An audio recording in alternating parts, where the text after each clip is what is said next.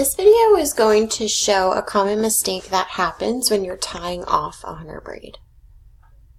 So the braid has already been braided down, the yarn has already been added, and the braid has been tied off with a slip knot at the bottom.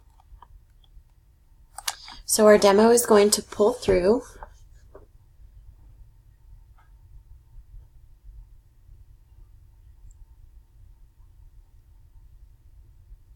She's going to wrap her hair around the yarn and pull it up inside. She's going to tie her first knot underneath. And then in this mistake, she's going to tie her end knot too low. So she's going past the halfway mark down to more like a quarter mark. And that causes the braid to bunch and not lie flat against the neck. So it's got a bubble at the top, as you can see. And it is not uniform with the two other correct braids.